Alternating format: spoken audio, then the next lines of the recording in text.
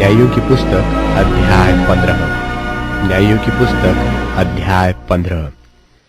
परंतु कुछ दिनों बाद गेहूं की कटनी के दिनों में शिमशोन ने बकरी का एक बच्चा लेकर अपनी ससुराल में जाकर कहा, मैं अपनी पत्नी के पास कोठरी में जाऊंगा। परंतु उसके ससुर ने उसे भीतर जाने से रोका। और उसके ससुर ने कहा, मैं सचमुच यह जानता था कि तू उससे बैर ही रखता है, इसलिए मैंने उसे तेरे संगी को ब्याह दिया। क्या उसकी छोटी बहन उससे सुंदर नहीं है?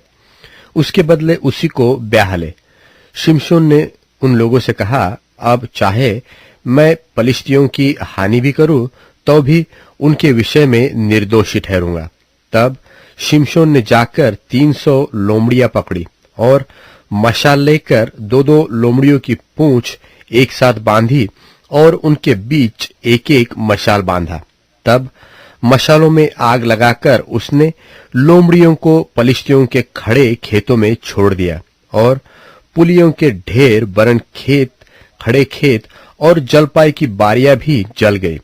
तब पलिश्ती पूछने लगे, यह किसने किया है?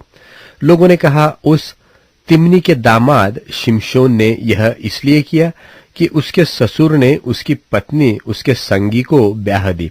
तब पलिश्तियों ने जाकर उस पत्नी और उसके पिता दोनों को आग में जला दिया। शिमशोन ने उनसे कहा, तुम जो ऐसा काम करते हो, इसलिए मैं तुमसे पलटा लेकर ही चुप रहूंगा। तब उसने उनको अति निठुरता के साथ बड़ी मार से मार डाला। तब जाकर एताम नाम चट्टान की एक दरार में रहने लगा। तब पलिश्तियों ने चढ़ाई करके यहूदा देश में डेरे खड़े किए और लही में फैल गए। तब यहूदी मनुष्यों ने उनसे पूछा, तुम हम पर क्यों चढ़ाई करते हो?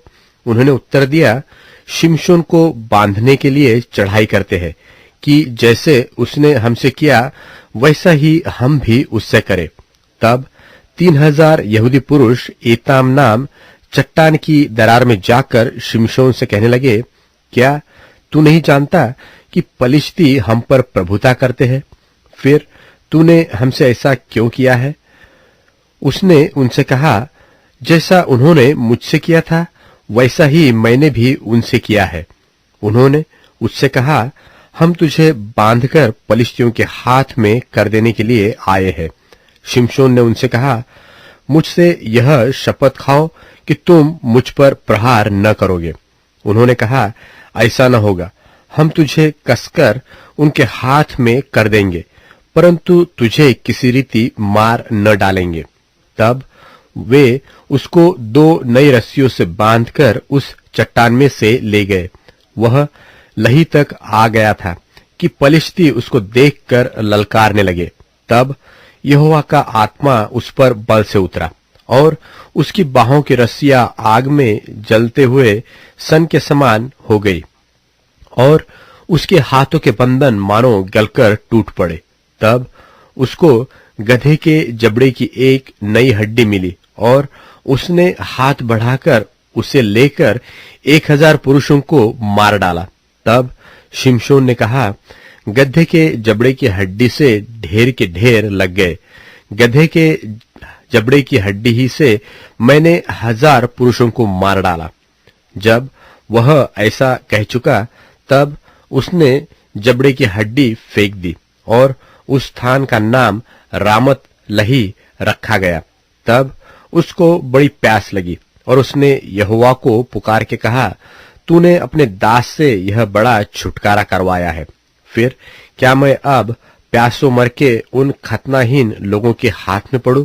तब यहोवा ने लही में ओखली सा गड्ढा कर दिया और उसमें से पानी निकलने लगा।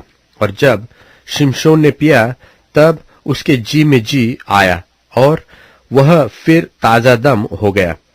इस कारण उस सोते का नाम एन हक्कोरे रखा गया। वह आज के दिन तक लही में है। शिमशोन तो पलिश्तियों के दिनों में 20 वर्ष तक इस्राएल का न्याय करता रहा।